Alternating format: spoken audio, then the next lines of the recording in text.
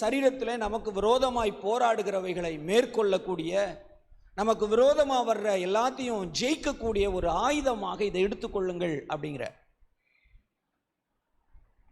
அன்புக்குரியவர்களே, இன்றைக்கு இதை தான் நீங்கள் ஆயுதமாக எடுத்துக்கணும். நிறைய பேர் ஆயுதமாக நம்ம வேற இதெல்லாம் எடுத்துக்கொள்கிறோம் இல்லையா? இன்னைக்கு சிலுவையில் இயேசு செய்து முடித்ததை ஆயுதமாக நீங்கள் எடுத்துக்கொள்ளுங்கள். வேதத்தில் இப்படி சொல்லப்பட்டிருக்கு பாருங்க. ஏசாயா 53வது அதிகாரம் இப்படி சொல்லுகிறது. ஏசாயா 53 பாருங்க.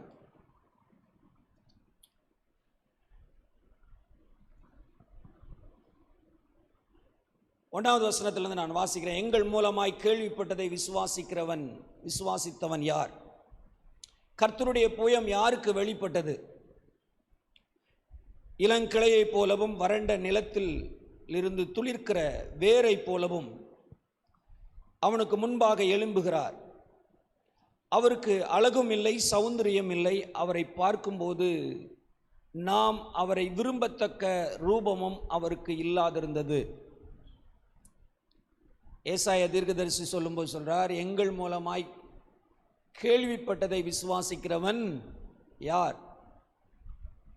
அப்படி சொல்லிட்டு கீழே வந்து இயேசு கிறிஸ்துவினுடைய சிலுவை பாடை குறித்து சொல்றார். 3வது வசனம், அவர் அசட்டை பண்ணப்பட்டவரும் மனுஷரால் புறக்கணிக்கப்பட்டவரும் துக்கம் நிறைந்தவரும் பாடு அனுபவித்தவருமாய் இருந்தார். எல்லாரும் என்ன சொல்லுங்க? எல்லாரும் சொல்லுங்க. பாடு அனுபவிக்கிறவருமாய் இருந்தார். ஆமா, இயேசு கிறிஸ்து அவர் அடிபட்ட போகும் பாடுகளை அனுபவிக்கிறவராக இருந்தாராம். சொல்லப்பட்டிருக்கு பாருங்க. அவரை விட்டு நம்முடைய முகங்களை மறைத்து கொண்டோம். அவர் அசட்டை பண்ணப்பட்டவராயிருந்தார். அவரை எண்ணாமல் போனோம். அடுத்த வசனம் பாருங்க. மெய்யாகவே, எல்லாரும் சொல்லுங்க, மெய்யாகவே அவர் நம்முடைய பாடுகளை ஏற்றுக்கொண்டு. யார் பாட? அவர் யார் சுமக்கிறார்? நம்ம பாட அவர் சுமக்கிறார். வேதம் சொல்லுது அவர் பாடு அனுபவிக்கிறவராயிருந்தார். பாடுகள் எல்லாத்தையும் அவர் அனுபவித்தாராம். யாருடைய பாட யார் அனுபவிக்கிறார்? நம்ம பாட இயேசு அனுபவிக்கிறார் பாடாக. ஆமென். ஆகவே தான் சொல்லப்பட்டிருக்கு பாருங்க. அவர் நம்முடைய பாடுகளை ஏற்றுக்கொண்டு நம்முடைய துக்கங்களை சுமந்தார். நாமோ அவர் தேவனால் அடிபட்டு வாதிக்கப்பட்டு சிறுமைப்பட்டவர் என்று எண்ணினோம். நாம எண்ணினதெல்லாம் வேற. அவருக்கு அவர் தப்பு பண்ணாரு, அதனால ஆண்டவர் அவருக்கு அடிக்க கொடுக்குறாரு அப்படி நினைச்சுக்கிட்டோம். இல்லை, நம்ம தப்பு பண்ணதுக்காக அவர் அடிக்கப்படுறார். ஆமென். ஆமா, நாம தண்டிக்கப்பட வேண்டிய இடத்துல அவர் தண்டிக்கப்பட்டார். சொல்லப்பட்டிருக்கு, நம்முடைய பாடுகளை அவர் மாமிசத்தில் இயேசு கிறிஸ்துவானவர் நமக்காக பாடுபட்டு விட்டார். விசுவாசிக்கிறீங்களா? ஆமென். நீங்களும் நானும் பாட சுமக்க கூடாதுங்கிறதுக்காக, அந்த பாடுகளை நாம பெற்றுக்கொள்ளக்கூடாதுங்கிறதுக்காக, அந்த பாடெல்லாம் நாம் அனுபவிக்காம சுகத்தை அனுபவிப்பதற்காக இயேசு மாமிசத்தில் என்ன செய்தார்? பாடுகளை சுமந்தார். ஆமென். ஆகவே இப்போ நம்ம எல்லாரும் புரிந்து கொள்ளணும், இயேசு கிறிஸ்து நம்ம பாடுகள் எல்லாம் அவர் என்ன செஞ்சிட்டார்? ஏற்றுக்கொண்டுட்டார். ஒத்துக்கொள்றீங்களா? அப்படியானா நாம பாடு சுமக்கணுமா? நாம் அதை சுமக்க வேண்டியது இருக்கா? இல்லை, நாம சுமக்க முடியாதுங்கிறதுக்காக தான் அவர் சுமந்தார். நீங்க மத்தேயு எழுதின சுவிசேஷத்தில் வாசித்து பாருங்க, இந்த பாடுகள்னா என்ன அப்படின்னு சொல்லப்பட்டிருக்கு. மத்தேயு 8வது அதிகாரம்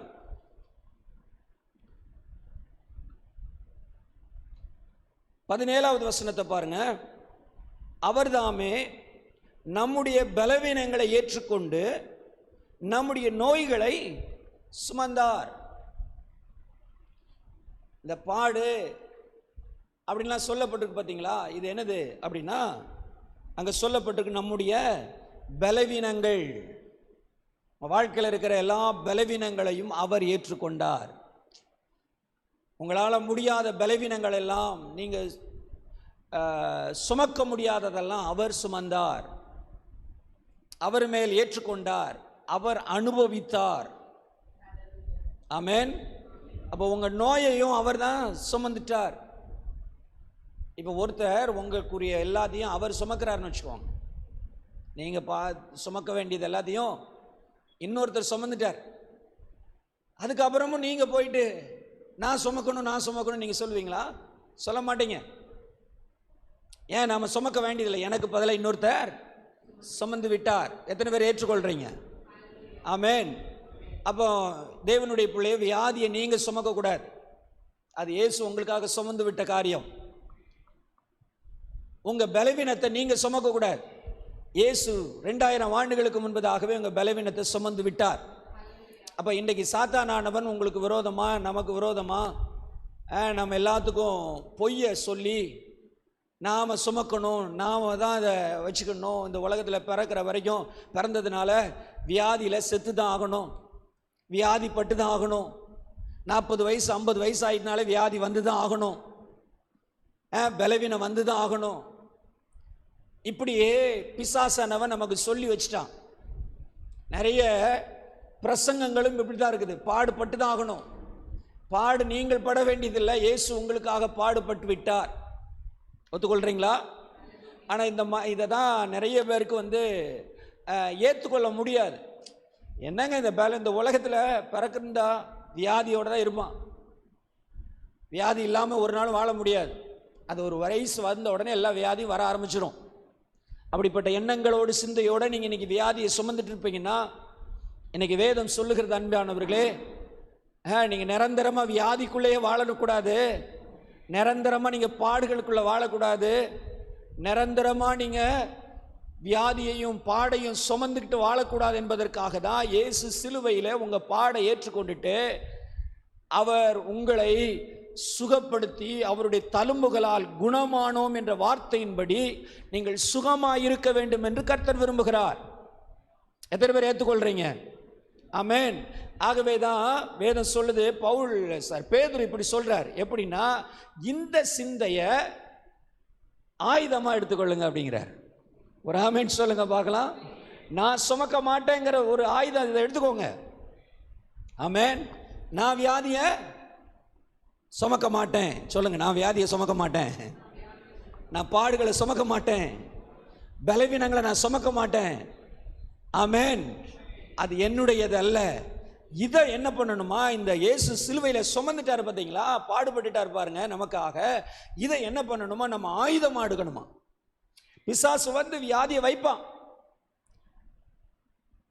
நல்ல கவனிங்க, வியாதி என்பது 99% நான் சொல்றேன் பிசாசினால் வரக்கூடியது. ஆமென். ஆமா, நீங்க நல்லா புரிந்து கொள்ளுங்க. இயேசு ஏன் சிலுவையில் வியாதிக்காக அவர் பாடுபட்டார் அப்படின்னா, அது சாத்தான இடத்திலிருந்து வருவதினால், அது தீமையானதிலிருந்து வருவதினால், அது தீமையான கனியிலிருந்து வருவதினால், பாவத்தின் விளைவினால் வரக்கூடியதாக இருப்பதினால் இயேசு அதற்காக சிலுவையில் என்ன பண்ணாரு? பாடுபட்டார். ஒத்துக்கொள்றீங்களா? ஆமென். என் அன்புக்குரியவர்களே, ஆகவே இதை நீங்க என்ன பண்ணணும்? உங்களுடைய ஆயுதமா எடுத்துக்கொள்ளணும். எனக்காக இயேசு பாடுபட்டுட்டார். எனக்காக எப்படி பாவத்துக்காக அவர் மரித்தாரோ, அதை போல என் ரோகத்துக்கும் என் வியாதிக்கும் என் பலவீனத்துக்கும் சிலுவையிலே பாடுபட்டு விட்டார். எத்தனை பேர் இதை எடுத்துக்கொள்ள விரும்புறீங்க? ஆமென். இதை உங்களுடைய சிந்தையில், எண்ணத்தில், எல்லாத்துலேயும் என்ன பண்ணணுமா? ஆயுதமாக எடுத்துக்கணுமா? அதாவது எல்லா வியாதியும் வருதுனால நம்ம என்ன பண்ணிடக்கூடாது? எல்லாத்தையும் ஏற்றுக்கிடக்கூடாது. ஏன்னா டாக்டர் சொல்ல தான் செய்கிறாங்க, இந்த வியாதி வரும், இந்த வயசில் இந்த வியாதி வரும், இதை சாப்பிட்டா இந்த வியாதி வரும். ஆமென். ஆமாம். ஒருத்தர் சொல்கிறார், நேற்று நான் கேட்டுட்டு இருந்தேன். அவர் சொல்கிறார், இரவெல்லாம் நீங்கள் முழித்திருப்பதினாலே பெண்களுக்கு மார்பு புற்றுநோய் வரும். இரவு நேரங்களில் அதிகமாக முழித்து வேலை செய்கிறவங்களுக்கு புற்றுநோய் வருமா. அவன் பாருங்க, ஒவ்வொரு விதத்திலையும் ஒவ்வொரு விதமான வியாதிகள் வரும் என்பது டாக்டர்லாம் சொல்லி கொடுக்குறாங்க. ஆனால் நீங்கள் வேலை பார்க்குறீங்களோ வேலை பார்க்கலையோ, நீங்கள் இது வரும் அது வரும்னு ஏற்றுக்கிட்டா நீங்கள் அதை சுமப்பீங்க. ஆனால் நீங்கள் இப்பொழுது ஒரு ஆயுதத்தை எடுத்துக்கொள்ளணும். ஏன்னா இந்த மாதிரியான எண்ணங்கள், இப்படிப்பட்ட சிந்தைகள், பலவீனம் வந்துடும், வியாதி வந்துடும், இப்படி போன வியாதி, இதை செய்தா வியாதி, இதை சாப்பிட்டா வியாதி, இப்படியெல்லாம் எண்ணங்களுக்குள்ள கொண்டு வந்து ஒரு அரணை உங்களுக்குள்ள பிசாசானவன் உருவாக்கி வைத்திருக்கிறான். அதை நீங்கள் உடைக்கணும். அதுக்காக தான் நான் இப்போ இதை பிரசங்கம் பண்ணுறேன். என்னன்னா, உங்கள் சிந்தையில் எதை அரணாக்கணும் அப்படின்னா, எதை ஆயுதமாக எடுக்கணும் அப்படின்னா, கல்வாரி சிலுவையில் எனக்காக பாடுபட்டு முடித்து விட்டார், நான் இனி பாடுபட வேண்டிய அவசியம் இல்லை, தேவை இல்லை, நான் சுமக்க மாட்டேன் என்று நீங்கள் ஆயுதத்தை எடுத்துக்கொள்ள வேண்டும். ஆமென். எத்தனை பேர் சந்தோஷமா இருக்கிறீங்க? உங்கள் வாழ்க்கையில் இருக்கிற துக்கம், வேதனை, பாடு எது இருந்தாலும் சரி, அதை எல்லாம் சிலுவையில் இயேசு சுமந்து விட்டார். ஆமென். ஆகவே தேவ பிள்ளைகளை இப்போ இதை ஆயுதமாக எடுத்துக்கொள்ளணும். வேதத்தில் சொல்லப்பட்டிருக்கு பாருங்க, ஒரு வசனத்தை நம்ம எடுத்துக்கொள்வோம். 2 கொரிந்தியர் 10வது அதிகாரம். 2 கொரிந்தியர் 10வது அதிகாரத்தை எடுத்துக்கொள்ளுங்க.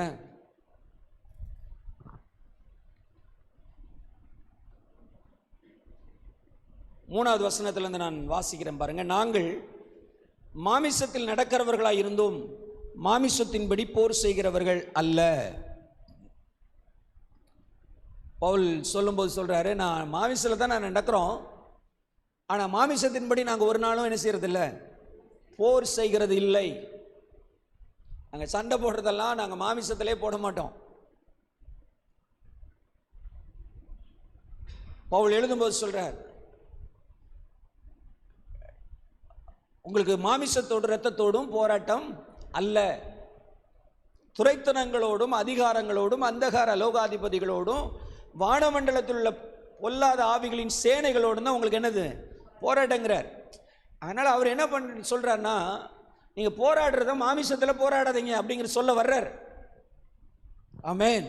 நீங்கள் என்ன பாடு என்ன பிரச்சனைனாலும் உடனே நீங்கள் மாமிசத்திலே முடிவெடுத்து மாமிசத்திலே போராடாதீங்க அப்படிங்கிறார். எல்லாருக்கும் நான் சொல்லுது புரியுதா?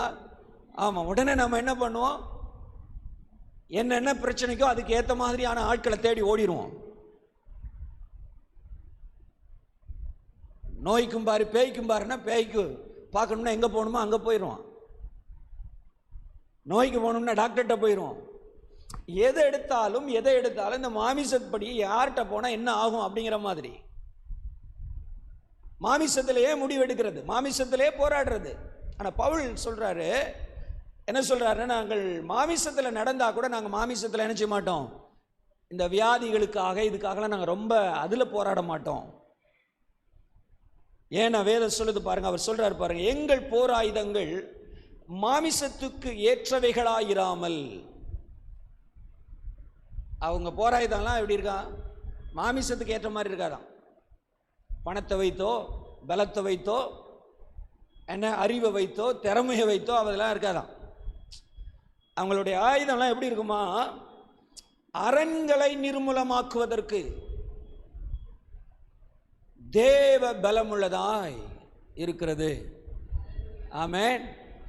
ஆமாம். நாங்கள் போராயுதம்லாம் என்ன பண்ணோம்னா அரணை உடைப்போம். எங்களுடைய போராயுதம் எதை, அரண். எங்கள் ஆயுதம் எதை வச்சு எதை உடைப்போம் சொல்லுங்க, அரணை உடைப்போம். ஆமென். இப்போ இயேசு மாமிசத்தில் பாடுபட்டார் அப்படிங்கிற ஒரு இது இருக்கு பாருங்க, நமக்காக பாடுபட்டார்னு இருக்கு பார்த்தீங்களா. இதை எடுத்துக்கிட்டு அதையே எங்களை ஆயுதமாக எடுத்துக்கிட்டு நாங்கள் எங்கள் மண்டையில், உங்களுக்கு புரிகிற மாதிரி சொல்கிறேன், அவிசுவாசமா சந்தேகமா இருக்கிற இந்த மூளையில் இருக்கிற அரணை நாங்கள் உடைப்போம். எங்கள் மனதில் இருக்கிற அரணை உடைப்போம். எனக்கு நிறைய பேருக்கு இந்த அரண் தான் இருக்குது பாருங்க, அவிசுவாசம் என்கிற அரண்.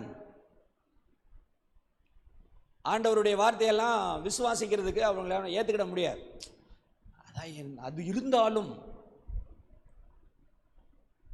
அப்படி இருந்தாலும் அப்படியே தான் சொல்லுவாங்க பாருங்க. ஆனாலும் இப்படி தேவனுடைய வார்த்தையை விசுவாசிக்காம அவர்களுக்குள்ளே அவிசுவாசத்தினாலே தேவனுடைய வார்த்தையை நம்புவதற்கு, உறுதியாயிருப்பதற்கு, அதை ஏற்றுக்கொள்வதற்கு முடியாத அளவுக்கு அவங்களுடைய மனதில் அரண் என்று ஒன்று இருக்கிறது.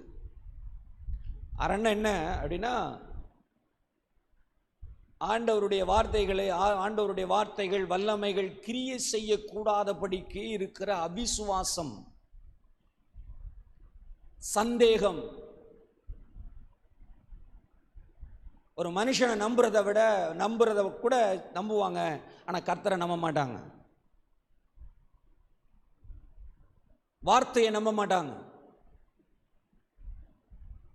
இந்த உலகத்தில் இருக்கிறவங்களை நம்புவாங்க, கர்த்தரை நம்ப மாட்டாங்க. ஆனால் என் அன்புக்குரியவர்களே, இப்படிப்பட்ட அரண் ஒவ்வொருத்தருக்கும் ஒவ்வொரு விதமான அரண் இருக்கும். அதை மிஞ்சி ஆண்டவரும் வேலை செய்ய முடியாது. அதை மிஞ்சி அவர்கள் ஒரு பெரிய வெற்றியை பாத்திரவும் முடியாது. ஏன்னா அவங்களுக்குள்ள இருக்கிற என்ன இருக்குதோ, அவங்களுக்கு என்ன மாதிரியான எண்ணம் இருக்குதோ அப்படிதான் அவங்க இருக்க முடியும். நீங்க அவிசுவாசமான ஒரு வார்த்தைகளோடு நீங்க இருப்பீங்கன்னா, நிறைஞ்சிருப்பீங்கன்னா, நீங்க அவிசுவாசமான வார்த்தையை தான் பேசுவீங்க, அவிசுவாசமான விதத்தில் தான் நீங்க என்ன பண்ணுவீங்க, செயல்படுவீங்க. உங்க பேச்சு கூட அப்படிதான் இருக்கும். நான் வாழ முடியாது, நான் சுகம் அடைய மாட்டேன். சுகம் வேணும்னு ஆசை இருந்தா கூட எண்ணம் எப்படி இருக்கும், சுகம் அடையாது அப்படிங்கிற எண்ணம் இருக்கும். எல்லாருக்கும் சொல்றது புரியுதா? விடுதலை வேணும்னு இருக்கும், ஆனா நான் விடுதலை அடைய மாட்டேன் அப்படி ஒரு எண்ணம் உள்ள இருக்கும். ஏன்? அவிசுவாசம் அப்படி ஒன்ன போட்டு வச்சிருக்குது. அப்ப இந்த ஆயுதத்தை எடுத்து இதை உடைக்கணும் பாருங்க. ஆயுதத்தை எடுத்து என்ன பண்ணணும்? உடைக்க வேண்டும். வேதத்தில் சொல்லப்பட்டிருக்கு பாருங்க. அதுல அடுத்த வசனம் தான் அப்படி நல்லா சொல்லியிருக்கு. அவைகளால் நாங்கள் தர்க்கங்களையும், ரிஃப்யூட் ஆர்குமெண்ட், அதை மறுக்கக்கூடியது, தேவனுடைய வசனத்தை மறுக்கக்கூடிய, மறுத்து பேசக்கூடிய நிறைய பேருக்கு அப்படிப்பட்ட எண்ணம் இருக்கும். மறுத்து தான் பேசிட்டே இருப்பான், ஆர்குமெண்ட் பண்ணிட்டே இருப்பான். கர்த்தர் ஒரு வார்த்தை சொன்னார்னா அதுக்கு ஆப்போசிட்டாவே இருக்கும் அவங்களோட எண்ணங்கள். நீ சுகமாயிட்டாய் அப்படின்னா அது எங்க சுகமான அப்படிங்கிற கொஸ்டின்ல வருவாங்க. ஏன்னா அவங்க எப்போதும் பார்க்கறதெல்லாம் மாமிசத்திலே தான் பார்த்துட்டு இருப்பாங்க. ஆனால் இயேசு கல்வாரி சிலுவையிலே அவர் 2000 ஆண்டுகளுக்கு முன்பதாகவே நீங்கள் சுகமாக்கப்பட்டு விட்டீர்கள் என்று வேதத்தில் சொல்லப்பட்டிருக்கு. ஆகவே நாம எப்படி விசுவாசிக்கணும் அப்படின்னா, இப்போ இருக்கிற சரீரத்தில் இருக்கிற பலவீனமோ வியாதியோ நமக்கு மேட்டர் இல்லை, அவர் அன்னைக்கே என்ன சுகமாக்கிட்டாங்கிறத மேட்ரு.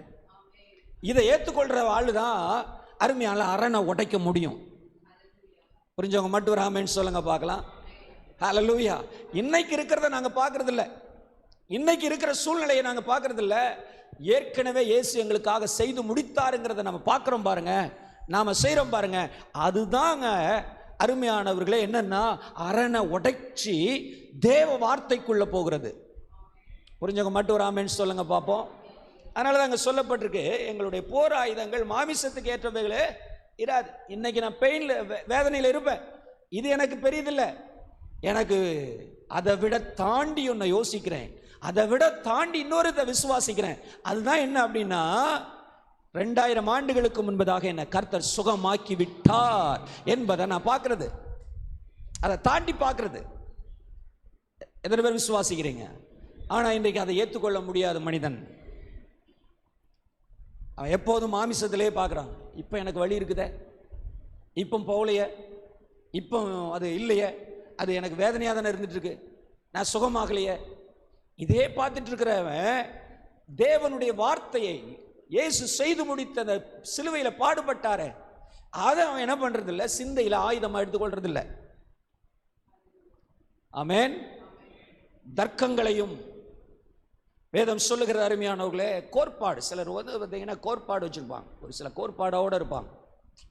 இப்படி தான் நான் இருப்பேன், ஏன்னா இதை மிஞ்சி ஆண்டவர் என்ன ஒரு காரியத்தை செய்யணும்னா செய்யட்டும், நான் இப்படி தான் நம்புவேன், நான் இப்படி தான் இருப்பேன், நான் இப்படி தான் வாழ்வேன். இந்த கோட்பாடோடலாம் இருந்தீங்கன்னா அந்த அரண், அந்த மாதிரியான அரண்களெல்லாம் கர்த்தர் உடைக்கணும், உங்கள் வாழ்க்கையில் உடைக்கணும். ஆண்டவர் ஆவியில எளிமை உள்ளவன் பாக்கியவான். ஆவியில எளிமை உள்ளவங்க தான் பாக்கியவான். ஆண்டவர் சொல்ற வார்த்தையை அப்படியே ஏற்றுக்கொள்ளணும். ஒரு கோட்பாடோட நான் இப்படி தான் இருப்பேன், நான் இதை தான் செய்வேன், நான் இப்படி தான் யோசிப்பேன், நான் இப்படி தான் இருப்பேன், என்னை மிஞ்சி வேணும் ஆண்டவர் ஒரு காரியத்தை செய்யணும்னா அங்கே நடக்காது. ஆமென். ஏன் நடக்காது? எதுக்காக அது நடக்காதுன்னு நீங்கள் சொல்கிறேன்னா, வேதம் சொல்றது எங்கள் மூலமாய் கேள்விப்பட்டதை விசுவாசிப்பவன் யார்? ஆண்டவர் ஒரு பிரசங்கியாரை வச்சிருக்காருன்னா எதுக்கு பிரசங்கம் வச்சிருக்கிறாரு? இந்த மைக் வச்சு பேசுகிறோம் எதுக்கு? இதை கேட்டு விசுவாசிக்கிறதுக்கு தான். ராமேன் சொல்லுங்க பார்க்கலாம். ஆமாம், ஊழியக்காரங்களை ஏன் வச்சிருக்கிறார்? கர்த்தருடைய வார்த்தை சிலுவையை பற்றி நாங்கள் பேசுகிறோன்னா அது உண்மை. அவர் 2000 ஆண்டுகளுக்கு முன்பதாக மரித்தது உண்மை. அது அவர் சும்மா மரிக்கல, எனக்காக மரித்தார் என்று சொல்லப்பட்டிருப்பது உண்மை. ஆமென். இங்க இருக்கிற ஒவ்வொருவருக்காக இயேசு மரித்தது உண்மை. எத்தனை பேர் விசுவாசிக்கிறீங்க? ஆமென். உங்க வியாதிக்காக அவர் சிலுவையிலே சுமந்தார், சுமந்து பாடுபட்டு உங்க வியாதியை சுகமாக்கிட்டார் என்று சொல்லி விசுவாசிக்கிறவங்க எத்தனை பேர் இருக்கிறீங்க? ஆமென். அதனால பவுல் ஏசாயா தீர்க்கதரிசி சொல்லும்போது சொல்றேன், எங்கள் மூலமாய் கேள்விப்பட்டதை விசுவாசிப்பவன் யார்? பிரசங்கம் பண்றதை கேட்கணும், அப்போ விசுவாசம் வரும். விசுவாசம் வரும்போது அவிசுவாசம் விலகும். ஆமென். விசுவாசம் இல்லை அப்படின்னா ஒன்றும் நடக்காது. வேதத்தில் நீங்கள் வாசித்து பாருங்க, இஸ்ரவேல் மக்கள்கிட்ட ஏன் ஒன்றும் நடக்கலை? ஆண்டவர் அவங்களுக்கு என்னெல்லாமோ பண்ணி செஞ்சார் பாருங்க. அற்புதம் நடந்துச்சு, அதிசயம் நடந்தது, அவங்கள அப்படியே மேகஸ்தம்பத்தினால நடத்தினார், எல்லாம் நடத்தினார். ஏன் அவங்களால அந்த அந்த கானானுக்குள்ளே போக முடியல அப்படின்னா அவிசுவாசம். ஆமென். இந்த எண்ணம் இருக்குது பார்த்தீங்களா, அந்த அவிசுவாசம் என்கிற ஒரு எண்ணம் அவங்களுக்குள்ள இருந்துச்சு பார்த்தீங்களா, அதை மிஞ்சி ஆண்டவர் அவங்களை கொண்டு போக முடியல. ஹலோ, கவனிக்கிறீங்களா? இன்றைக்கு என் அன்புக்குரியவர்களே, உங்களுடைய அவிசுவாசத்தை மிஞ்சி, அதாவது நான் சுகமாக மாட்டேன், அல்லது எனக்கு விடுதலை கிடைக்காது, எனக்கு கர்த்தர்லாம் எனக்கு அற்புதம் செய்ய முடியாது, அந்த மாதிரிலாம் நீங்கள் எண்ணங்கள் வைத்திருப்பீங்கன்னா இதை மிஞ்சி கர்த்தர் உங்களுக்கு அற்புதத்தை செய்ய முடியவே முடியாது. ஹலோ, கவனிக்கிறீங்களா? ஆமாம். அதனால் உங்களை சில நேரம் பாருங்கள், எல்லோரும் சிலர் பிடிச்சி வச்சு இங்கே கூட்டிகிட்டு வருவாங்க. யாராவது பிடிச்சி வச்சு இங்கே கூட்டிகிட்டு அவங்க இன்னொருத்தவங்களுடைய வற்புறுத்தலில் உட்கார்ந்துட்டு இருப்பாங்க. நான் சொல்கிறேன், அவங்களுக்கெல்லாம் அற்புதம் நடக்கணும்னு நம்ம யோசிக்கவே முடியாது. அது நடக்கவே நடக்காது. காரணம், விசுவாசம் இல்லாமல் ஒன்றுமே நடக்காது. ஒரு மனுஷனுக்குள்ள கர்த்தரை பற்றி விசுவாசம் இருந்தால் மட்டும்தான் அவனுக்குள்ள அற்புதம் நடக்கும். ஒரு ஆமென் சொல்லுங்க பார்க்கலாம். ஹல்லேலூயா. சில நேரம் ஆண்டவர் அவங்களுடைய மேலே இருக்கிற ஒரு கிருபை, அவங்க மேலே இருக்கிற சூப்பர் நேச்சுரலாக சில காரியங்கள் விடுதலை ஆகுது.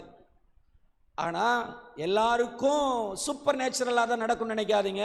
உங்கள் வாழ்க்கையில் சில நேரம் விசுவாசத்தை துவக்குவதற்காக சில அற்புதங்கள் நடக்குது. ஆனால் இங்கே இருக்கிற தேவ பிள்ளைகளே, உங்கள் வாழ்க்கையில் நீங்கள் அற்புதம் நடக்கணும் அப்படின்னா, விடுதலை கிடைக்கணும்னா நீங்கள் தேவனை விசுவாசித்தாக வேண்டும். ஆமென். ஹல்லேலூயா. ஆமாம், ஆண்டவருக்கு தெரியும் பாருங்க, அவங்க இருதயம் எப்படி இருக்குன்னு தெரியும் பாருங்க. ஆகவே ஆண்டவர் சிலருடைய இருதயத்தில் விசுவாசத்தை துவக்கிறதுக்காக சில நேரம் சூப்பர் நேச்சுரலாக பண்ணிடுவார். ஆனால் எப்போதுமே சூப்பர் நேச்சுரலாக இருக்கணும்னு நீங்கள் நினைக்கக்கூடாது. நீங்கள் விசுவாசிக்கும் போது உங்கள் விசுவாசத்தின்படியே உங்களுக்கு ஆக கடவது அப்படின்னு சொன்னபடி உங்களுக்கு அது ஆகும். விசுவாசிக்கிறீங்களா? ஆமென். எத்தனை பேர் சந்தோஷமா இருக்கிறீங்க? கவனிங்க அன்பானவர்களே. ஆகவே அவிசுவாசம் உங்களை விட்டு நீங்கணும். அவிசுவாசம் நீங்கணும். ஏன் அப்படின்னா, பைபிள் இப்படி ஒரு வசனம் இருக்குது பாருங்க, வாசிப்போம்.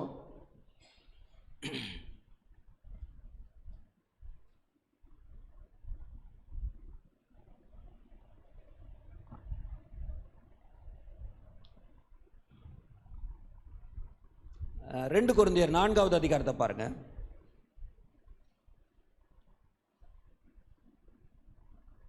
மூணாவது வசனத்திலிருந்து வாசிக்கிறேன்.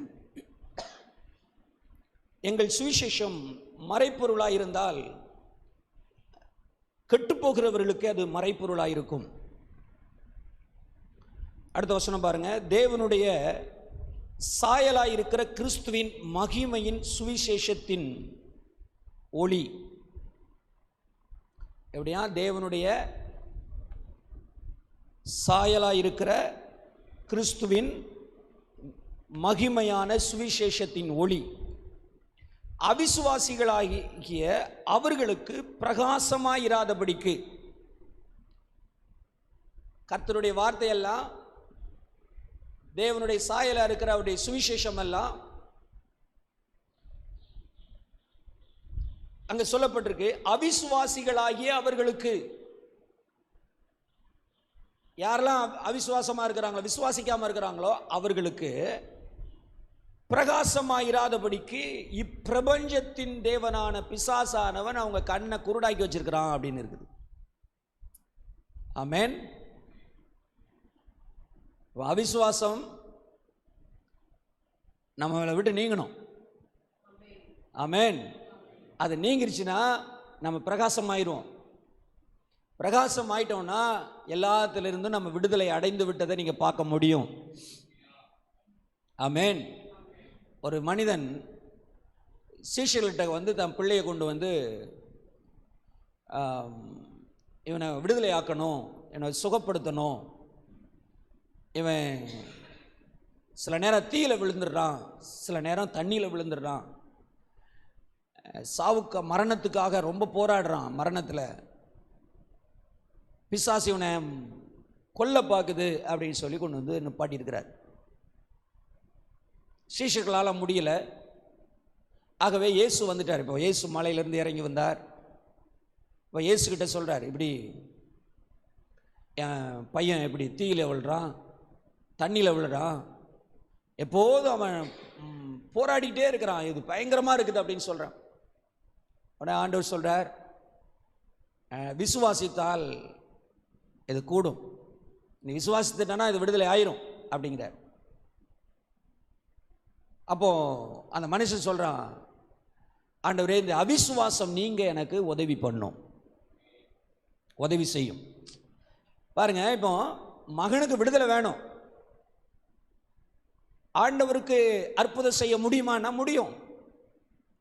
ஆனா ஆண்டவர் வந்து இப்போ தகப்பனுடைய விசுவாசத்தை பார்க்கிறார். நீ விசுவாசிக்கிறியான்னா அவன் சொல்றான், எனக்கு எல்லாம் எப்படி இருக்குது, அவிசுவாசமா நிறைஞ்சிருக்குதுங்கிறார். ஆண்டவர்கிட்ட உதவி கேட்குறான், ஆண்டவரே எனக்கு அவிசுவாசம் நீங்க உதவி செய்யும். ஏன் அருமையானவர்களே, இன்னைக்கு அவிசுவாசம் உங்க வாழ்க்கையில அற்புதத்தை பார்க்க முடியாதபடிக்கு தடையா இருக்கும். இது நீங்கிச்சுன்னா நீங்க தினமும் அற்புதத்தை பார்க்கலாம். ஆமென். எத்தனை பேர் அதை விசுவாசிக்கிறீங்க? உன் விசுவாசம் உன்னை ரட்சித்தது அப்படிங்கிறார் பாருங்க. இன்னைக்கு நிறைய பேருக்குள்ள கர்த்தருடைய வார்த்தையின் மேல இருக்கிற அந்த விசுவாசம் குறைந்து விட்டது. தேவன் நமக்காக செய்து முடித்திருக்கிறது மேல இருக்கிறது தான் விசுவாசம். விசுவாசம்னா என்ன? இயேசு சிலுவையிலே உங்களுக்காக செய்து முடிச்சார் அல்லவா? என்ன, வியாதிக்காக அவர் அடிக்கப்பட்டார் அல்லவா? உங்க தரித்திரத்தெல்லாம் அவர் சுமந்தார் அல்லவா? உங்க சாபத்தெல்லாம் அவர் எடுத்துக்கிட்டார் அல்லவா? உங்க பாவத்தை எல்லாம் அவர் தூக்கி அவர் சுமந்துக்கிட்டார் அல்லவா? இதை விசுவாசிக்கிறது தான். இப்படி என்ன செஞ்சிட்டார், எனக்காக அவர் செஞ்சாருங்கிறத விசுவாசிக்கிறது தான் என்னது விசுவாசம். அது மேல இருக்கிற உறுதி தான் விசுவாசம். விசுவாசம் நீங்க எதையோ மலையை போய் பேர்க்கிறதுக்கு தான் விசுவாசம் நினைக்காதீங்க. இதை விசுவாசித்தா அந்த மலையை பேர்க்கலாம். ஹலோ, புரியுதா உங்களுக்கு? இதை விசுவாசிக்கிறவங்க தான் மலையை பேர்க்க முடியும். மலையை பேர்க்கிறதுக்கு விசுவாசம் வேணும், விசுவாசம் வேணும்னு கேட்டீங்கன்னா அதுக்கு ஒரு காரியமே எங்க இருக்குது அப்படின்னா, கல்வாரி சிலுவையில் இயேசு செய்ததை விசுவாசிப்பதில் இருக்குது மலையை பேர்க்கக்கூடிய விசுவாசம். எத்தனை பேர் விசுவாசிக்கிறீங்க? இதை விசுவாசிக்காம மலையை பேர்க்க முடியாது. அதனாலதான் நீங்க இன்றைக்கு இந்த இடத்துல வந்திருக்கிற அன்புக்குரியவர்களே, உங்க அவிசுவாசம் உங்களை விட்டு நீங்க வேண்டும். பிசாசானவன் உங்கள் வாழ்க்கையை தேவனை விசுவாசிப்பதற்கு இல்லாமல் தர்க்கங்களையும் நிறைய கோட்பாடுகளையும் ரீசன்ஸ் சொல்லுவாங்க. சிலர் வந்து பார்த்தீங்கன்னா காரணம் சொல்லுவாங்க. நாங்கள் வந்து இந்த எப்படிப்பட்ட நிலையில் இருக்கிறதுனால எங்களை விசுவாசிக்க முடியல, எங்களுக்கு நிறைய சத்தியமெல்லாம் தெரியாது. ஐயா, விசுவாசிக்கிறதுக்கு நிறைய சத்தியம்லாம் வேணும்னு அவசியம் இல்லை. பைபிளை முழுவதும் கரைச்சி குடிச்சு தான் விசுவாசம் வருங்கிறது இல்லை. தேவன் உண்டென்றும் தம்மை தேடுகிறவர்களுக்கு பலனளிக்கிறார் என்றும் விசுவாசித்தாலே போதும், உங்கள் வாழ்க்கையில் சுகம் உண்டு. விசுவாசிப்பதுக்கெல்லாம் ஒரு பெரிய காரியத்தெல்லாம் நீங்கள் எஃபெக்ட் பண்ண வேண்டியது அவசியமே இல்லை, எஃபெக்ட் எடுக்கணும் இல்லை. கேட்டதை விசுவாசிங்க. ஒரு 12 வருஷம் பெரும்பாடுள்ள ஒரு ஸ்திரீ இருந்தா பாருங்க, அவளுக்கு யார் யார் ரொம்ப சத்தியம் சொல்லி கொடுத்தா? ஒன்றுமே சொல்லி கொடுக்கல அவளுக்கு. அவளுக்கெல்லாம் ரொம்பலாம் சத்தியம் தெரியாது. ஆனால் இயேசு உண்டு, அவர் தெய்வம், அவரை தேடினா பலன் உண்டு அப்படிங்கிறது விசுவாசித்தா. ஆமென். ஆகவே தான் இயேசுவை கேள்விப்பட்ட உடனே போயிட்டு தொட்டு சுகமடைவேன் அப்படிங்கிற விசுவாசத்தோட போய் அவளே தொட்டு அவளே சுகம் அடைஞ்சுக்கிட்டா. ஒரு ஆமென் சொல்லுங்க பார்க்கலாம். விசுவாசம் அருமையானவர்களே, கவனிங்க, உங்கள் வாழ்க்கையில் ஒரு பெரிய மாற்றத்தை கொண்டு வரும். ஆனால் இந்த விசுவாசம் உங்கள் வாழ்க்கையில் வராதபடிக்கு தான் அவிசுவாசத்தை நிறைய போடுறான். காரணம் ரீசன்ஸை நிறைய சொல்ல வைக்கிறான். என்ன இருந்தாலும் நாங்கள் அப்படிப்பட்டவங்க இப்படிப்பட்டவங்க இந்த பேக்ரவுண்ட்லேருந்து வந்தவங்க, எங்களுக்கெல்லாம் இப்படிலாம் பிரசங்கம் பண்ணலை, அது செய்யலை இது செய்யலைன்ட்டுலாம் நிறைய ரீசன்லாம் சொல்கிறவங்க நிறைய பேர் இருக்கிறாங்க. அன்புக்குரியவர்களே, அதுவல்ல. இன்னும் சொல்ல போனால் அதில் சொல்லப்பட்டிருக்கு, 2 கொரிந்தியர் 10வது அதிகாரத்தில் சொல்லப்பட்டிருக்கு, பெருமையான எண்ணங்கள். அதாவது ஆண்டவர் ஒரு காரியத்தை சொன்னார்னா அதுக்கு இறங்கிலாம் ஒத்துக்கொள்ளக்கூடிய எண்ணமே இருக்காது சிலருக்கு. ப்ரௌடாக இருப்பாங்க. எல்லாம் நீங்கள் வந்து ஆண்டவர்கிட்ட வந்துட்டு அப்படியே நீங்கள் என்ன பண்ணணும்னா தாழ்த்தணும்.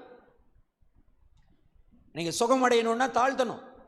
நீங்கள் ஆசீர்வதிக்கப்படணும் அப்படின்னா தாழ்த்தணும். ஏன்னா கர்த்தரிடத்திலிருந்து தான் என்ன செய்து வருது இந்த ப்ரௌடான எண்ணங்கள். இன்னும் சொல்ல போனால் பாருங்க, அகெயின்ஸ்டான எண்ணம். நிறைய பேர் தேவனுடைய வார்த்தைக்கு அகெயின்ஸ்டாகவே எண்ணிக்கிட்டே இருப்பாங்க. அது அவங்க மனசுக்குள்ளே இருக்கும். இந்த அரண்களை உடைப்பதற்கு தான் இந்த ஆயுதத்தை எடுத்துக்கோங்கன்னு சொல்கிறோம். ஒரு ஆமென் சொல்லுங்க பார்க்கலாம். ஐயா, உங்களை பிசாசு உங்களுக்கு செய்வனை வச்சுட்டான், அது வச்சுட்டான், இது வச்சுட்டான்லாம் சொல்கிறதையே நம்பாதீங்க. எவன் செஞ்சாலும் எனக்கு ஒன்றும் செய்யாதுங்கிற வார்த்தையை நம்புங்க. ஹலோ, புரியுது எல்லாத்துக்கும்? ஆமாம், எல்லாருக்கும் என்னென்னா கண்ணை மூடி சொல்லணும். பாஸ்டர் சொல்லணும், உனக்கு வந்து பக்கத்து வீட்டுக்காரன் செய்வனை வச்சுட்டான், இல்லை உனக்கு பக்கத்தில் அங்கே 4 அந்த பக்கத்தில் இந்த பக்கத்தில் இருக்கிறதெல்லாம் உன்னை வந்து நெருக்குது, உனக்கு பிசாசு வந்து உன்னை பிடிச்சி வச்சிருக்குது, இப்படி ஏதாவது ஒன்று சொல்லணும் அப்படின்னு நினைக்கிறான். நான் சொல்கிறேன், அதை விட பெரிய காரியம் ஒன்று நான் சொல்கிறேன் பாருங்க. கர்த்தர் உங்கள் பட்சத்தில் இருந்தால் உங்களுக்கு விரோதமாய் நிற்பவன் யார்? கர்த்தர் உங்களோட இருக்கிறாரு, நீங்க விசுவாசித்து பாருங்க, உங்களுக்கு விரோதமாய் நிற்பவன் ஒருவனுமே இருக்க முடியாது. ஆமென். நம்ம கர்த்தர் பக்கத்தில் இருந்து யோசிப்போம். ஏன் நீங்க பிரச்சனை பக்கத்தில் உட்கார்ந்து நீ பேசிட்டு இருக்கீங்க, யோசிச்சுட்டு இருக்கீங்க? அப்படி யோசிக்காதீங்க. கர்த்தர் என் பக்கத்தில் இருக்கிறாருன்னு யோசிங்க, எல்லா பிரச்சனையும் தானா மாறும். விசுவாசிக்கிறீங்களா? ஆமென். என் அன்புக்குரியவர்களே, ஆகவே நீங்க புரிந்து கொள்ளுங்கள், உங்களுடைய ஆயுதம், உங்களுக்கு ஒரு பிரச்சனை ஏதோ பிசாசு கிட்ட இருக்குன்னு நினைக்காதீங்க. உங்க பிரச்சனை உங்க மைண்ட்ல தான் இருக்குது. ஆமென். இந்த மைண்ட்ல இருக்கிறத உடைச்சிட்டீங்கன்னா நீங்க என் மலையவே தகர்த்தரலாம். ஒரு ஆமென் சொல்லுங்க பார்க்கலாம். முதல்ல இங்க இருக்கிற அரணை உடைச்சாலே உனக்கு எதிராக இருக்கிற அரண்களை, உங்களுக்கு எதிராக இருக்கிற மலையை நீங்க தகர்க்கலாம். எத்தனை பேர் விசுவாசிக்கிறீங்க? ஆமென். ஆகவே முதல்ல நம்ம எங்க உடைச்சு பழவோம்? இங்க உடைப்போம். கர்த்தருடைய வார்த்தையை நம்புறதுக்கு, கர்த்தருடைய வார்த்தையை விசுவாசிப்பதற்கு தடையா இருக்கிற அத்தனையும் எங்க இருக்குது அப்படின்னா இங்க தான் இருக்குது. உங்க மைண்ட்ல தான் இருக்குது, மனதில் தான் இருக்குது. இதை மட்டும் நீங்கள் உடைத்து ஆவியானவர் உங்களுக்குள்ள வேலை செய்வதற்கு, தேவன் உங்களுக்குள்ள வல்லமையான காரியத்தை செய்வதற்கு நீங்கள் விட்டு கொடுத்து பாருங்கள். அதை உடைச்சு பாருங்க.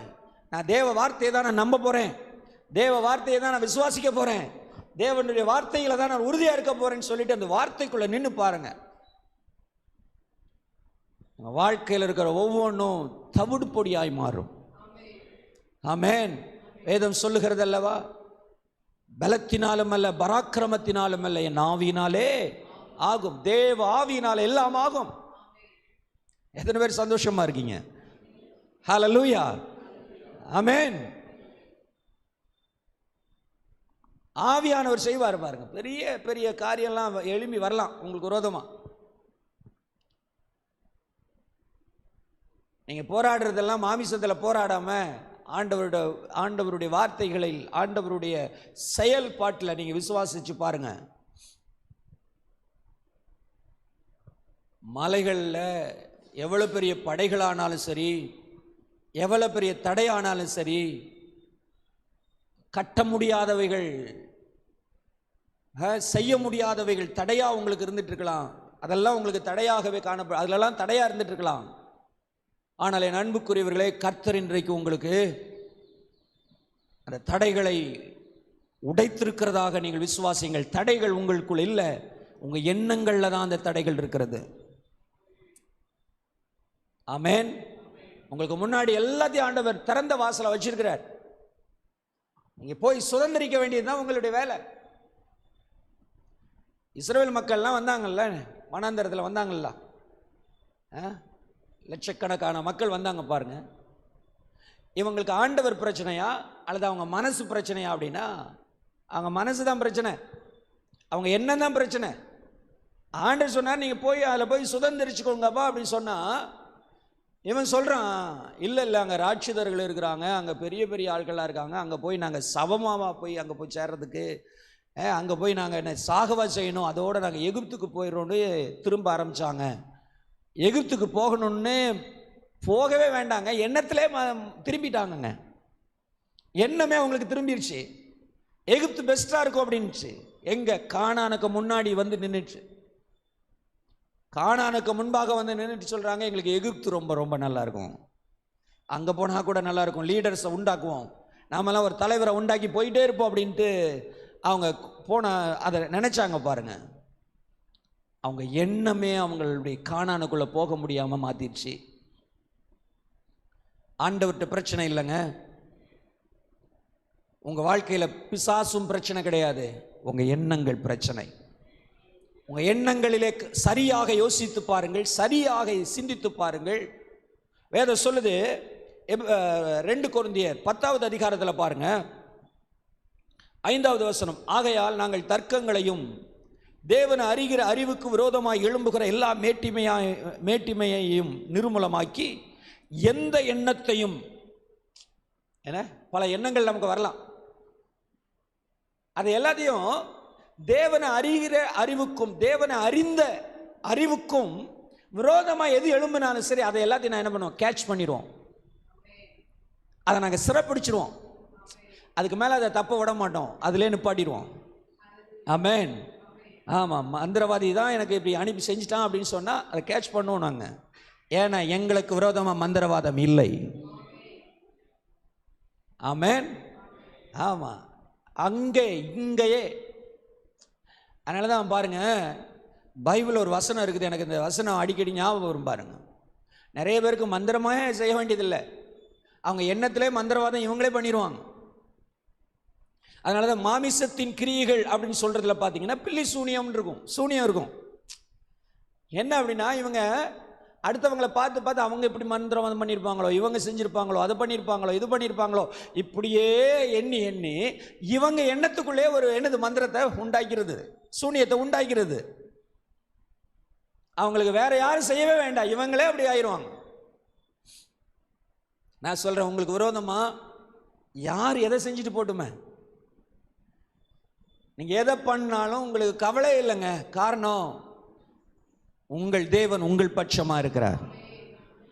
ஆமென். உனக்கு விரோதமா குற்றம் சாட்டுகிறவன் யார்? உங்களுக்கு விரோதமாய் நிற்பவன் யார்? ஆமென். ஹல்லேலூயா. 10,000 படையெடுத்து வந்தாலும், அப்படி சொல்லணும், 10,000 பேர் படையெடுத்து வந்தாலும் 10,000 பேர் எனக்கு விரோதமாக வந்தாலும் நான் அசைக்கப்படுவதில்லை. ஏன்னா கர்த்தரை நான் எப்போது எனக்கு முன்னாடி வச்சிருக்கிறேன். நான் கர்த்தரை என் பக்கமாக வச்சிருக்கிறேன். கர்த்தரை என்னோட கூட வைத்திருக்கிறேன்.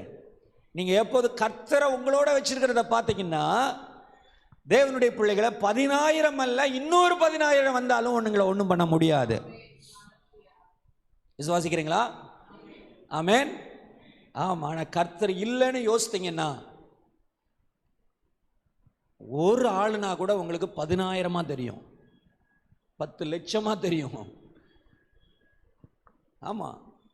இன்னைக்கு உங்கள் எண்ணங்களை பாருங்கள், உங்கள் எண்ணங்களில் பாருங்கள். சரியாக நம்ம கர்த்தருடைய வார்த்தையின்படியாக நம்ம ஆண்டவருடைய காரியத்தை யோசிக்கிறோமா, விசுவாசிக்கிறோமா, அல்லது அதுக்கு ஆப்போசிட்டாக யோசிக்கிறோமா? என்ன, கர்த்தர் என் கூட இருக்கிறாருன்னு சொல்லும்போது, கர்த்தர் என்னோடு இருக்கிறாருன்னு சொல்லும்போது, நான் மரண இருளின் பள்ளத்தாக்கில் நடந்தாலும் நான் பொல்லாப்புக்கு பயப்பட மாட்டேங்கிற ஒரு விசுவாசம் உங்களுக்குள்ள இருக்குமானால், அருமையானவர்களே, அவன் கத்தி எடுத்துட்டு வந்து கழுத்தில் வச்சா கூட நீங்கள் பயப்பட மாட்டீங்க. எத்தனை பேர் அதை விசுவாசிக்கிறீங்க? ஆமென். ஆமாம். அப்படிப்பட்ட விசுவாசம். நான் ஒரு புஸ்தகத்தை வாசித்து கொண்டிருக்கும் போது அப்படிதான், ஒரு கொள்ளை கூட்டக்காரன் ஒரு ஊழியக்காரரை கடத்திட்டு போயிட்டான். கடத்திட்டு போயிட்டு அங்கே போயிட்டு பேக்கில் கன்னை வச்சுட்டு, நான் இப்போ பார் உன்னை சூட போகிறேன், நீ இப்போ காரெல்லாம் விட்டுட்டு என்கிட்ட எல்லாத்தையும் இருக்கிறதெல்லாம் தந்துட்டு வெளியே போ, கீழே இறங்கு அப்படின்னு அவன் கன்னை வச்சுட்டு அப்படி பண்ணிட்டு இருந்தானா. இவர் சொன்னார், என் ஜீவன் தேவனிடத்தில் இருக்குது, என்ன என்ன என்னுடைய ஜீவனெல்லாம் நீ ஒன்றும் எடுத்துக்கிட முடியாது, நினைச்சபடியெல்லாம் எடுத்துக்கிட முடியாதுப்பா அப்படின்னானா. அப்படி சொன்னார் அந்த ஊழியக்காரர். அவன் அப்படியே திகைச்சு போயிட்டான். கொஞ்ச நேரத்தில், தயவு செய்து என்னை இதில் இறக்கி விட்டுட்டு போயிருப்பா அப்படின்னு சொன்னானா. கவனிங்க அன்புக்குரியவர்களே, இதுதாங்க கழுத்தில் கத்தி இல்லை, கண்ணே வந்தாலும் சரி பயப்படாமல் இருக்கிறது தான் என்னதுன்னா அவர் மேலே இருக்கிற விசுவாசம். ராமேன் சொல்லுங்க பார்க்கலாம். ஒன்றுமே யாருமே செஞ்சிருக்க மாட்டான், ஆனால் என்ன பயந்துட்டே இருப்பாங்க இவங்க. காரணம், நீங்கள் கர்த்தர் உங்களோடு இருப்பதை நீங்கள் விசுவாசிக்கிறது இல்லை. ஏன்? அவிசுவாசம் உங்களை நிறைந்திருக்கிறது.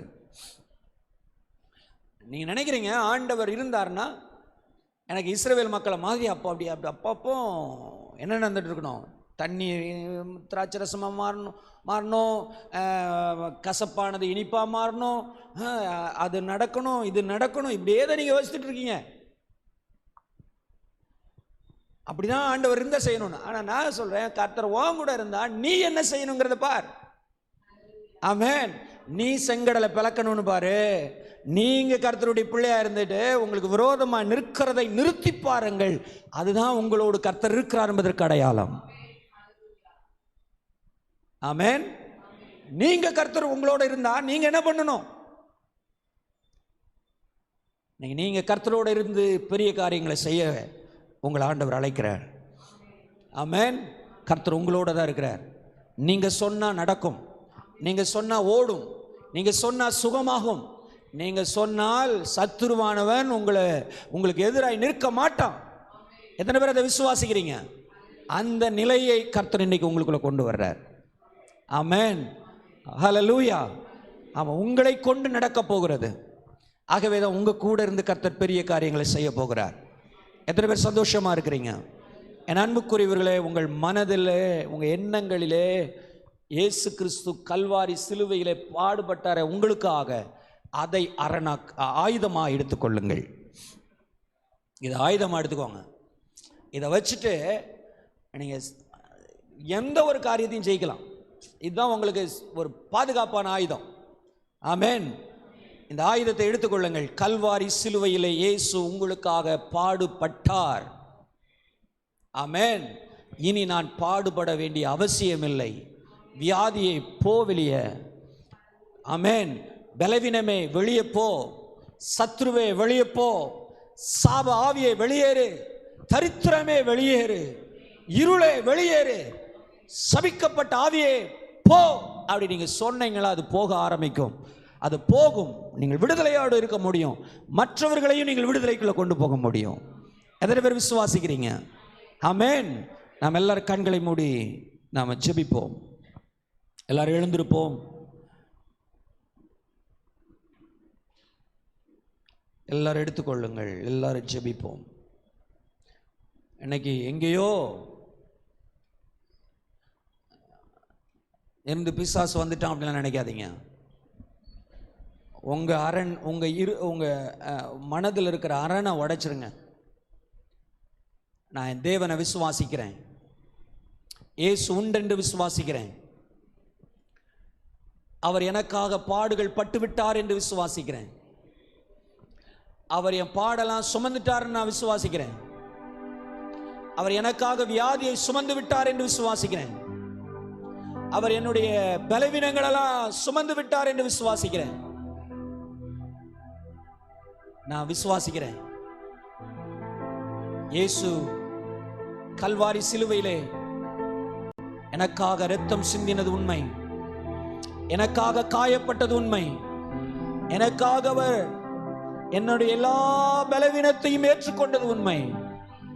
அவர் எனக்காக பாவத்தை சுமக்கும் போதே என் வியாதியையும் சுமந்து விட்டார், என் தரித்திரத்தையும் சுமந்து விட்டார், என்னுடைய பாடுகளை எல்லாம் அவர் ஏற்றுக்கொண்டார். இனி நான் சுமக்க தேவையில்லை, நான் சுமக்க மாட்டேன். நான் இனி சுமப்பது என்னுடையதல்ல, அது சிலுவையிலே சுமக்கப்பட்டபடியால் வியாதியை இயேசுவின் நாமத்தினால் இப்பொழுது நான் துரத்துகிறேன், பலவீனத்தை துரத்துகிறேன் இயேசுவின் நாமத்தினாலே.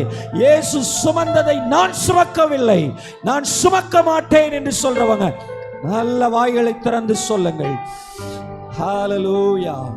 அவிசுவாசமானது எதுவும் உங்க வாழ்க்கையில் இருக்குமானால் அந்த ஆயுதத்தை எடுத்துக்கோங்க. இயேசு எனக்காக சுமந்தது உண்மை, இயேசு எனக்காக பாடுபட்டது உண்மை, வியாதி என்னில் இருப்பதில்லை, நான் சுகமாக்கப்பட்டு விட்டேன், இயேசுவின் தழும்புகளால் சுகமானேன் என்று சொல்ற தேவ பிள்ளைங்க மட்டும் சத்தமா இந்த உங்க வாய்களை திறந்து சொல்லுங்கள். இயேசு என் தழும்பு, இயேசு என்னை குணமாக்கி விட்டார், அவருடைய தழும்புகளால் சுகமானேன். எனக்காக அவர் பாடுபட்டபடியால் நான் சுமக்க வேண்டியதில்லை, நான் சுமக்க தேவையில்லை, நான் சுமக்க தேவையில்லை, நான் சுமக்க மாட்டேன். ஹல்லேலூயா, ஹல்லேலூயா. எல்லாரும் ஹல்லேலூயா, எல்லாரும் ஸ்தோத்திரத்தோடு விசுவாசத்தோடு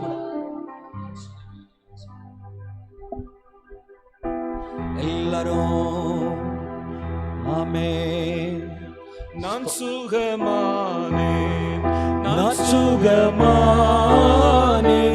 புண்ணியரின் காயங்களால் நான் சுகமானேன், நான் சுகமானேன், புண்ணியரின் காயங்களால், புண்ணியரின் காயங்களால்.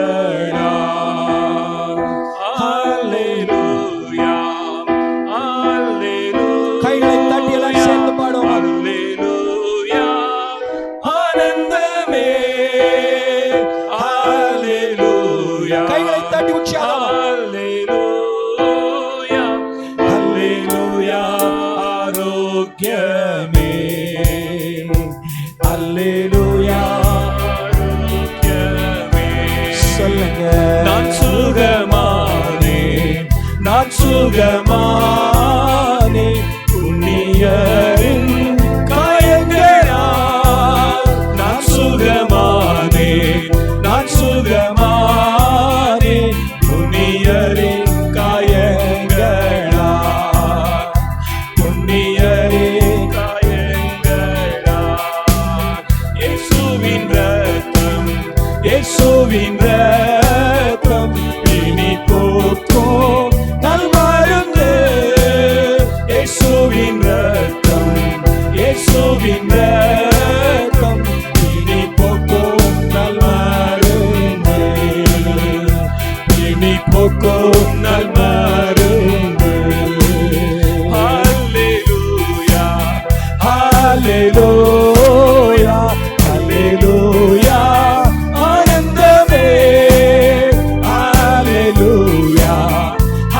Hallelujah, hallelujah. Hallelujah, பலவீன நல்ல பலவீன நல்ல பலவானார் தேவன் சொன்னார். பலவீன நல்ல பலவீன நல்ல பலவானார் தேவன் சொன்னார். பலவீன நல்ல பலவீன நல்ல பலவானார் தேவன் சொன்னார். பலவீன நல்ல பலவீன நல்ல பலவானார் தேவன் சொன்னார். பலவானார் தேவன் சொன்னார். Hallelujah, hallelujah, ஆனந்தமே. Hallelujah, hallelujah, hallelujah, ஆரோக்கியமே. Hallelujah, ஆரோக்கியமே.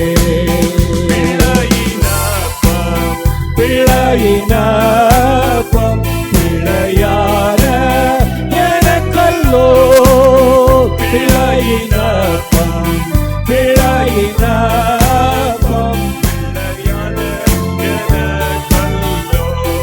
பிழையான எனக்கே எனக்கல்லோ.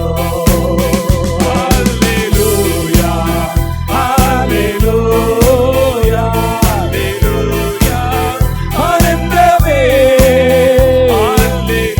Jesus, hallelujah, hallelujah, ஆரோக்கியமே. Hallelujah, hallelujah, hallelujah, ஆனந்தமே. Hallelujah, hallelujah, hallelujah, ஆரோக்கியமே. Hallelujah, ஆரோக்கியமே. நான் சுகமானே நீரின் காயங்களால். நான் சுகமானே புண்ணியரின்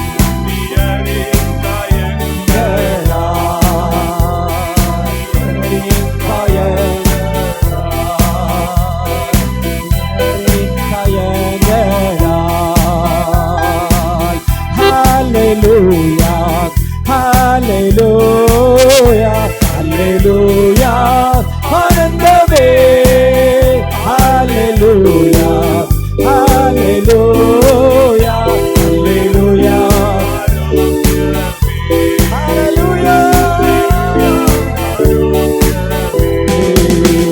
hallelujah,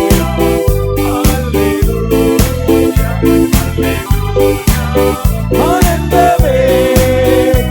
Hallelujah, hallelujah,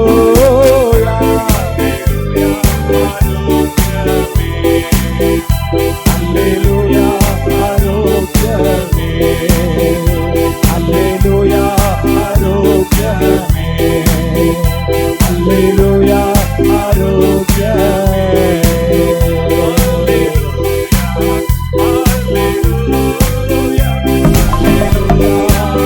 ஆனந்தமே. Hallelujah, hallelujah, hallelujah, hallelujah, ஆரோக்கியமே.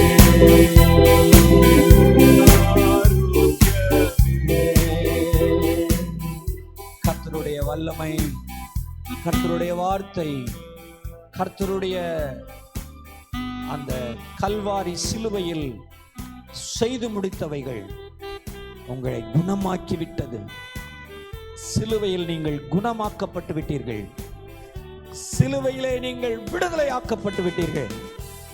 சிலுவையிலே இயேசு உங்களுக்காக எல்லாம் செய்து முடித்தார்.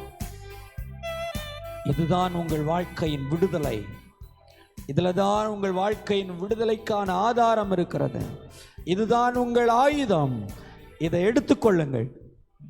நான் சிலுவையிலே சுகமாக்கப்பட்டு விட்டேன், என் சிலுவையிலே நான் விடுதலையாக்கப்பட்டு விட்டேன். இயேசு என்னை சுகமாக்கி விட்டார், இயேசு என்னை விடுதலையாக்கி விட்டார். இனி நான் பலவீனனாய் இருக்க முடியாது, நான் பலவீனனாய் இருக்க மாட்டேன். நான் எண்ணங்களிலே, என் சிந்தையில் இருக்கிற எல்லா எண்ணங்களையும் அரண்களையும் உடைத்தெறிகிறேன். நான் சுகமாக்கப்பட்டு விட்டேன், நான் சுகமாக்கப்பட்டு விட்டேன், நான் விடுதலையாக்கப்பட்டு விட்டேன். நான் பலவீனன் அல்ல, நான் பலவான், நான் பலவான், பலவான், பலவான், பலவான், பலவான். செய்திருப்பதற்காய் நன்றி ஆண்டவரே. உம்முடைய கரங்கள் ஒப்பு கொடுக்கிறோம். நீங்க எங்களோடு இருப்பதை நினைத்து நன்றி சொல்லுகிறோம். இயேசுவின் இனிய நாமத்தில் ஜெபிக்கிறோம் நல்ல பிதாவே, ஆமென்.